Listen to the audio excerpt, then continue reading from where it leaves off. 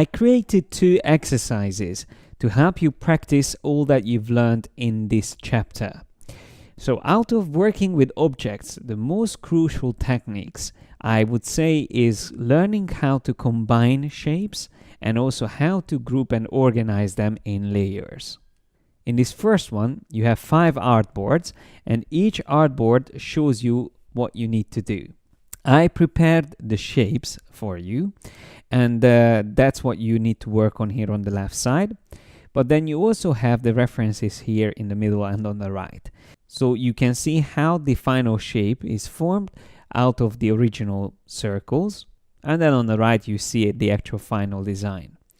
Don't forget, you need to select these shapes and then use the Shape Builder tool. Now, if you prefer to use the Pathfinder, you can as well, but you will have to probably use it in combination with the Shape Builder. In this case, for example, what you can do is to hold down the Alt or Option key, paint over the areas you don't need, and then you can either hold down Shift key and draw along all the remaining elements, or you can then go to Pathfinder and choose Unite. And don't forget, you can also click in the middle and then it should automatically apply the color that you currently have selected. But of course, you can change that later as well. As long as the shape is selected, you can switch between these colors that I prepared here. Of course, the further down you go, the more complex the designs will be, like this Vodafone logo, the Batman logo, this fish, and then also the Twitter logo. Interestingly, this logo is made up only of perfect circles, while in the other designs I might have used ellipses and even squares. Feel free to go through these exercises several times if you want, and you can even try to recreate them by just using the ellipse tool and build your own designs, or even try to replicate the designs I've done here. Apart from combining shapes, I would like you to also practice grouping and organizing objects. And for that, I prepared this exercise where you will have one layer where all the objects are placed at the moment and they are completely not organized, so you have a big mess here. Although the illustration itself looks good, it doesn't mean that the actual layers panel is in a good state. And why is that so important? Well, just as an example, if I wanted to select this compass and maybe make it smaller or move it somewhere else, it's almost impossible to do that because as soon as I try to make selections, everything gets messed up. Even if I make selections from the outside, you can see the grid and the background and all kinds of things are moving around. So the task here is, again, to work in an organized way and start with setting up some layers.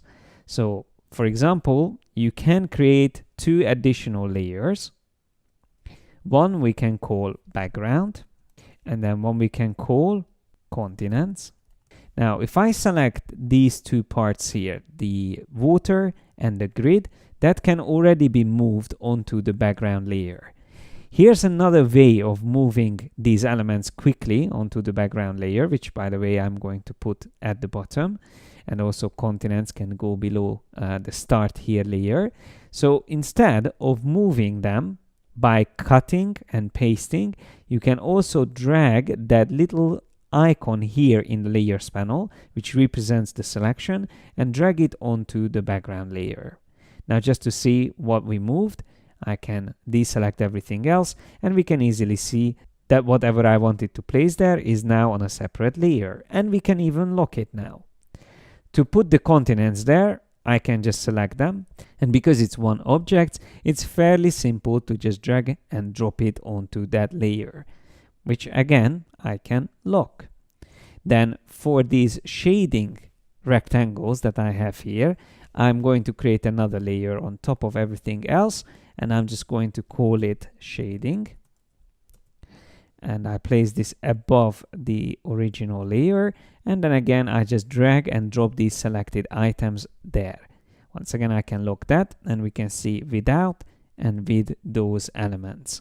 Now that these are separated, it's much easier to make selections. For example, the compass, now I can just make a big selection around it, and as you can see, it's easy to move around. If you want, you can put this on a separate layer or just simply group it. So when I show you here in the layers panel, all the elements that makes up the compass is here, but I am going to press Command G or Control G, and now it becomes a group, which I can even rename. The same way I would be able to select a pin like that and group it together again and call it pin. The same way now I can select the plane, group it together and call it plane. Same way I select the ship, group it together, and the balloon, group it together. Here's another pin, let's group that. There's another pin there, group, and one more there on the left, group. Now you see I didn't name all of them, but it's already much more organized than before. And maybe one last thing is that I would move these lines onto a separate layer as well. So the roots, I'm going to create a layer for that, roots, and simply drag and drop them.